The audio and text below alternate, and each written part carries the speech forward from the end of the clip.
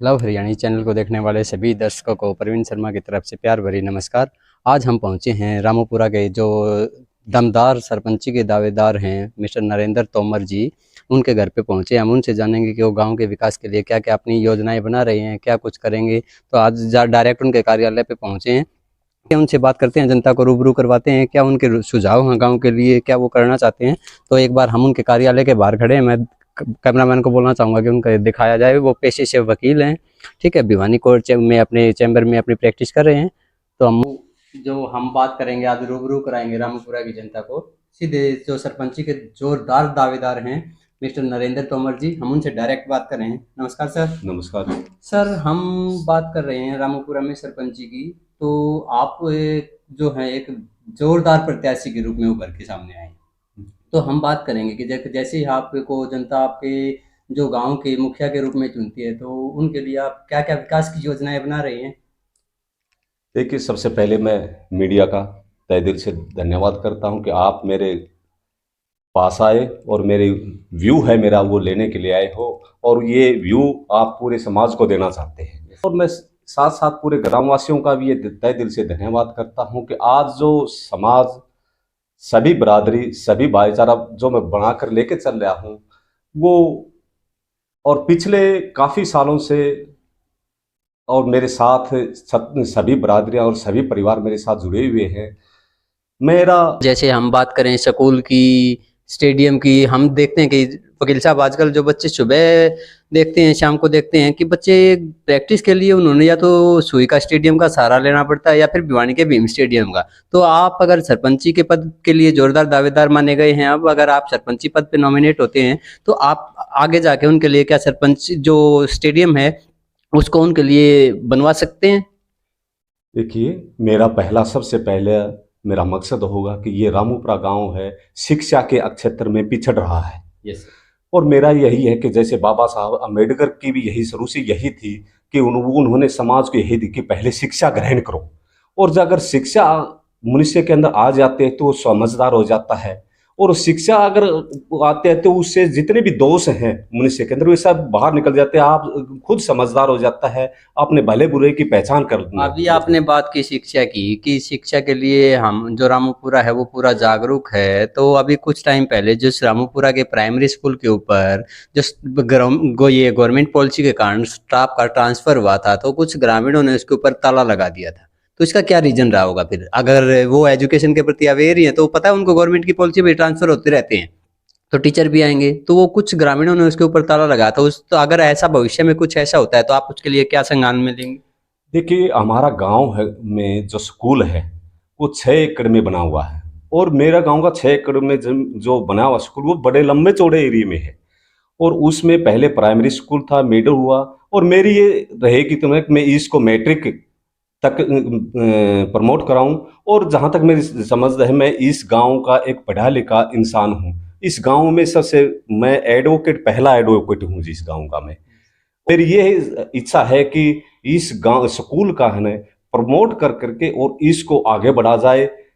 और इसमें अच्छा, मैं बार बार शिक्षा से जुड़ा हुआ हूँ। मैंने पढ़ाया, मैंने पहले ही बोला है, मैंने ट्यूशन पढ़ाया है और मैं साथ साथ पढ़ा हूँ। मैंने ये अनुभव किया है कि गांव की जो स्थिति है आज, वो शिक्षा के प्रति निम्न स्तर की है, कमजोर है, और मैं उसको ऊपर उठाना चाहता हूँ। अगर मेरे गांव में मैट्रिक तक का स्कूल हो जाता तो गांव की लड़कियां हैं, मेरी छोटे छोटे बच्चे हैं, वे दूसरे गांव में जाते हैं, छोटे बच्चे हैं दूसरे गांव से, और दूसरे गांव में अगर 2 किलोमीटर दूर जाकर अगर ये पढ़ाई करने के लिए जाते हैं, तो गांव इतने दूर में एक सोचता हूँ कि मेरे गांव में ही मैट्रिक तक का स्कूल हो जाए। और उसके लिए मेरा भरसक प्रयास होगा कि मैं इसको ऊपर तक ले जाऊं और मेरे गांव का स्कूल का नाम रोशन करूं। मैं बार बार इस स्कूल के अंदर जाऊंगा और स्टाफ को मैं उससे सलाह मशवरा कर करके उसको मार्गदर्शन भी कर सकता हूं, क्योंकि मैं टीचिंग लाइन से जुड़ा हुआ हूं पहले से। तो सरपंच ये वकील साहब, अब बात करते हैं कि जो पिछली सर पंचायत थी उन्होंने गांव के बाहर एक पार्क का निर्माण स्टार्ट करवाया था। तो कुछ कारणवश से उनका जो कार्यकाल है वो खत्म हो चुका था, ठीक है, तो वो काम पूरा नहीं हो पाया। तो क्या आप अपनी सरपंची पद पे आने के बाद क्या ग्रामीणों को वो पार्क अवेलेबल करा सकते हैं? कितना जल्दी बनवा सकते हैं उसको? देखिए, मेरे गांव के अंदर इस एक भी पार्क नहीं है फिलहाल। कोई सुई गांव उसके अंदर 8 पार्क बने हुए। मैं सोचता कि जितनी गांव के अंदर गंदगी है, उसको गंदगी से पड़ोस भी खराब होता है, उस गंदगी का प्रभाव पूरे गांव पर पड़ता है। इस गंदगी को, इस गांव रामूपुरा को साफ छवि में लाना चाहता हूं मैं, गांव का विकास करना चाहता हूं। इस स्कूल के अंदर जो पहला स्टेप उठाया था, इस बच्चे घूमने जाते हैं, खेल कूद करते हैं, सबसे पहले मैंने स्टेप उठाया था। इसका जो 400 मीटर का जो ग्राउंड है, वो मेरी देखरेख में बना था सबसे पहले। आज से तकरीबन 10 साल पहले मैंने ही उसमें ट्रैक्टर से हर्रो पुराई, उसके अंदर बालू रेत डाला, उसके ऊपर फिर टैंकर से पानी गिरा और उसमें साइड साइड में ईंट लगवाई मैंने भी। बात करते हैं वकील साहब पीने के पानी की। अब पिछले 1.5-2 साल से हम देख रहे हैं कि यहाँ पे एक वाटर वर्क का काम चल रहा है, बट अभी तक उसमें से पानी की सप्लाई स्टार्ट नहीं हुई है। उसके पीछे क्या रीजन रहा है?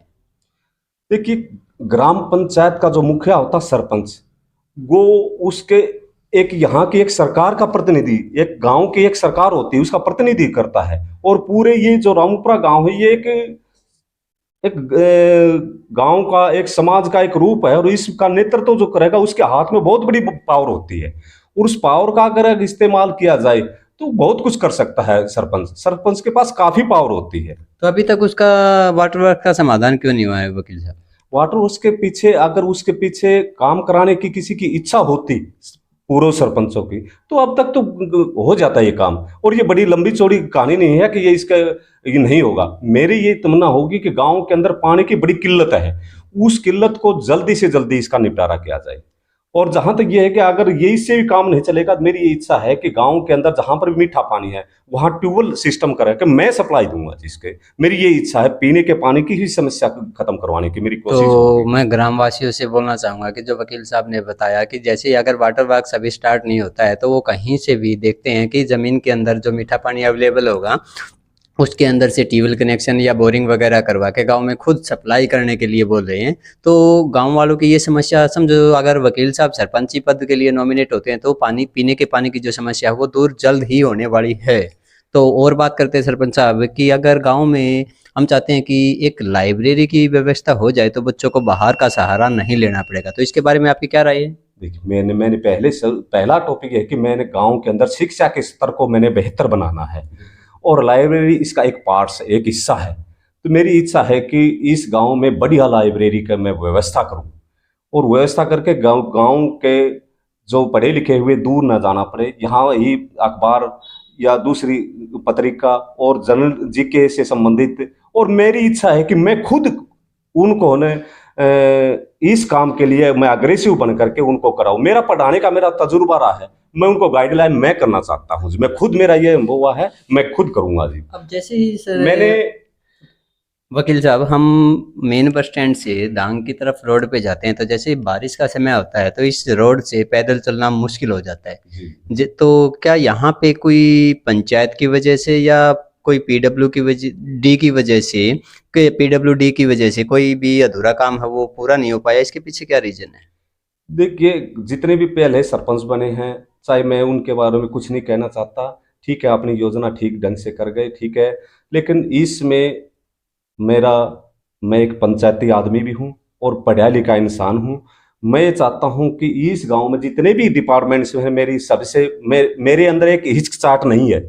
मैं किसी भी बड़े ऑफिसर के सामने मैं बात अपनी रख सकता हूँ, उनसे अपनी बात मनवाने का मेरे में ये है, काबिलियत है कि मैं उनसे अपनी बात मनवा सकता हूँ।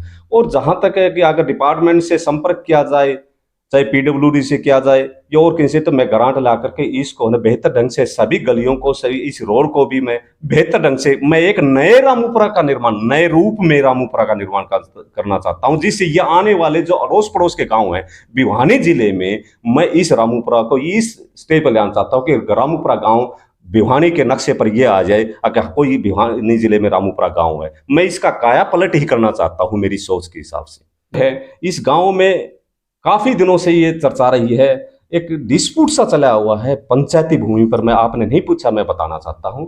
मैं इस पंचायती भूमि का स्थायी समाधान करना चाहता हूं, और स्थायी समाधान कैसे होगा कि जब तक एक जागरूक व्यक्ति अब नहीं आपने होगा। बोला कि मैं एक पंचायती भूमि का अस्थायी समाधान करना चाहते हैं, तो क्या उस पंचायती भूमि पे किसी भी गरीब का या किसी और का घर वहाँ पे बसा भी हुआ है, तो क्या आप उसको हटवाएंगे वहाँ से फिर? मेरी ये इच्छा है कि किसी के पंचायती जमीन में कोई भी व्यक्ति बैठा, चाहे वो 500 गज में बैठा चाहे 400 गज में बैठा है, मैं चाहता हूँ कि 500 गज को उसको उसके पास है तो मैं सोचता हूँ कि उसको 400 गज दी जाए, 300 गज दी जाए, तो वो संतुष्ट होगा। अपना मकान है, ठीक ढंग से अपनी छत का निर्माण कर सके, अपने उस ठीक ढंग से रह ले। ये नहीं हर रोज की ये आई कर जेसीबी आएगी फोड़ेगी। मैं चीफ सेक्रेटरी, हरियाणा सरकार के चीफ सेक्रेटरी से खुद जाकर मिलूंगा और जहां तक इसके संभव होगा इसका स्थायी समाधान करूंगा। मेरी ये इच्छा था, मैंने पिछले इलेक्शन में कहा था कि इसको एक कॉलोनी का रूप दूंगा मैं, और ये बार बार का ये डिस्प्यूट होता है, ये समाधान इसका करूंगा।